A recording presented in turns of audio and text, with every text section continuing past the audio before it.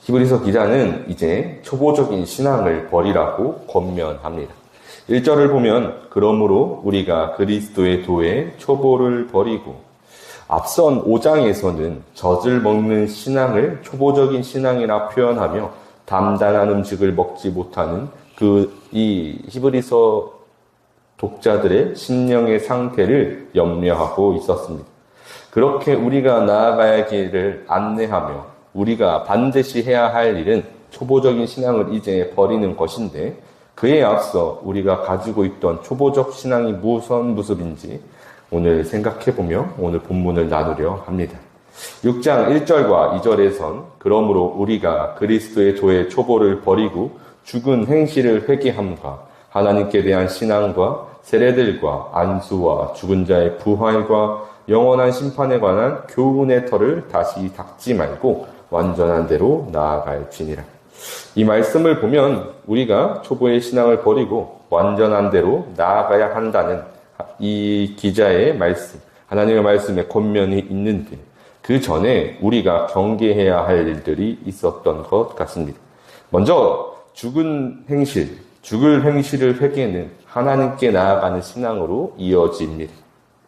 우리가 하나님 앞에 혹은 그리스도 예수의 복음에 대해 듣고 우리 안에 일어나는 현상이 하나 있죠. 우리의 죄가 밝혀지는 것입니다. 참 빛 대신 예수님 앞에 그 어떠한 만물도 감출 수 없는 것.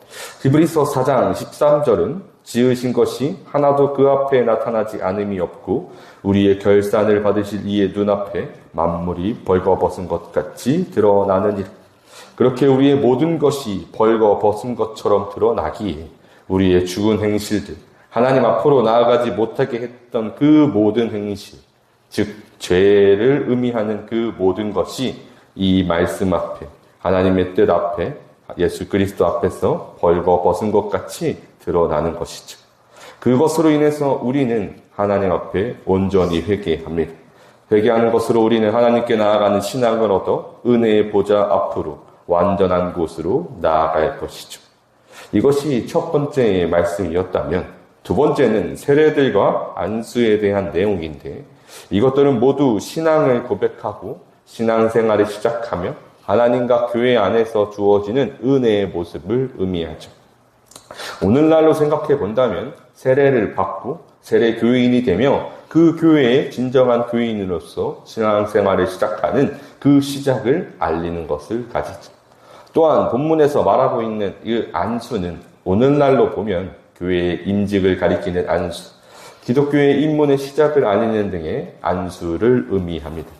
이것뿐 아니라 히브리서 기자가 히브리서인들에게 히브리서인인 크리스천들에게 보내는 편지라는 것을 감안하면 그들이 가지고 있던 세례식은 그저 정결하게 하는 정결 예식에 불과했지만, 이제 신약의 시대를 사는 크리스천들에게 이 세례의 의미는 이전에 우리는 죽고 예수 그리스도의 보혈로 말미암아 다시 살아나 오직 주의 은혜로 살아가겠습니다 라는 이 믿음의 결단이 담겨 있음을 생각해야 할 것이죠. 교회에서 신앙생활을 지켜나가는 그 첫 시작의 발걸음 앞에 우리가 생각할 점은 그렇게 고백한 신앙으로 하나님의 말씀의 가르침을 얼마나 듣고 행하는가, 삼가 지켜 우리의 신앙을 성숙해 하는가라는 점입니다. 이것이 세례와 안수의 가르침이라면, 세 번째는 부활과 영원한 심판입니다. 이 또한 기초 교훈임을 생각할 수 있죠. 기독교에서 전하는 바 중요한 것은 영원한 심판과 그날에 부활하는 신자의 상태입니다. 예수 그리스도의 은혜로 죄사함을 받은 모든 주의 백성은 그 영원한 심판 앞에서 자유하죠. 또한 그 사실로 우리에게 주어진 한 은혜는 바로 부활입니다. 다시 살아나는 이 은혜는 믿는 우리에게 소망이 되니 이 소망을 품고 우리가 더욱 하나님께 나아가는 그 은혜가 되는 것이죠. 완전한 곳으로 나아갈 수 있는 기초적인 신앙의 발판이 되는 것입니다. 지금 히브리서 기자가 강조하는 것은 우리의 초보적 신앙을 버리는 것입니다. 지금 1절과 2절을 통해서 들은 이 내용들은 신앙의 처음에 하나님을 믿고 그것으로 인해서 우리에게 주어진 가장 강력한 은혜의 모습들이죠. 그러나 그것을 뛰어넘어서 하나님과 얼마나 더 깊은 교제를 이루는지는 그 자리에서 머무는 것이 아니라 더욱 깊이 나아갈 수 있도록 지금 이 신앙들을 지나쳐서 더욱 깊이 하나님께 나아가라는 히브리서 기자의 권면인 것입니다. 이제 우리가 고백한 믿음을 통해 나가는 첫 발걸음들을 지나 하나님이 부어주시는 은혜의 깊이와 너비, 무엇보다 깊은 하나님과의 교제로 어떠한 상황에 있을지라 할지라도 하나님을 의지하는 그 믿음으로 나아가길 권면하는 것이죠.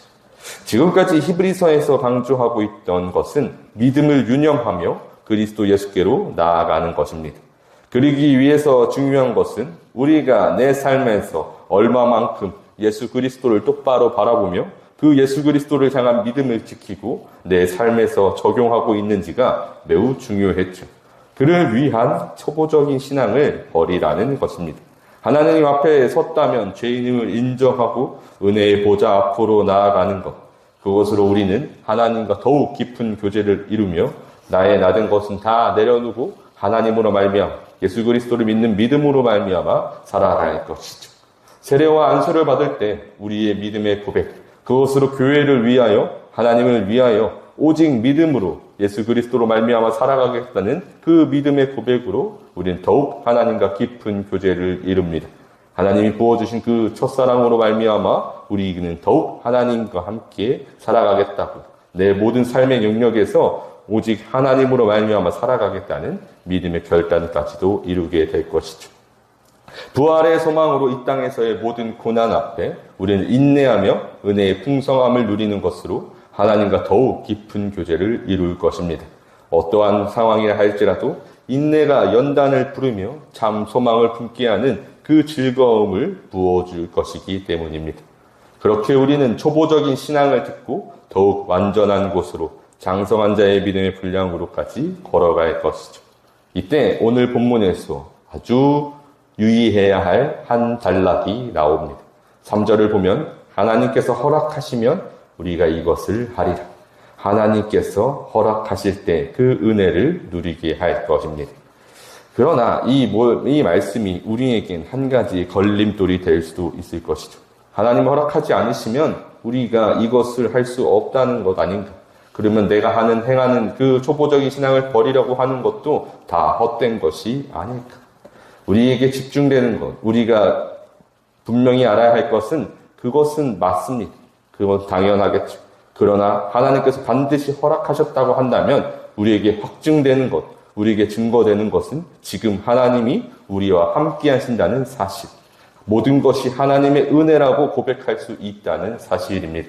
그 모든 것이 은혜가 되니 우리는 그저 어떠한 상황이라 할지라도 어떠한 환경이라 할지라도 하나님 한 분만 더욱 의지하며 살아가는 것으로 우리는 진정으로 하나님을 의지하는 그 믿음으로 이제 초보적인 신앙을 버리고 하나님을 온전히 의지하는 믿음으로 담대히 살아가는 우리의 모습이 될 수 있을 것이죠. 그러니 언제나 내가 행하는 것이 하나님께서 허락하지 않으시면 어떡할까라는 것으로 염려하는 것보다 그럼에도 불구하고 하나님 한 분만을 의지하여 하나님이 진정 허락하시는 그 은혜가 우리 안에 충만하여서 참 소망이 우리에게 평안이 되고 참 안식을 누릴 수 있는 우리의 신앙이 되시기를 주님의 이름으로 축복합니다.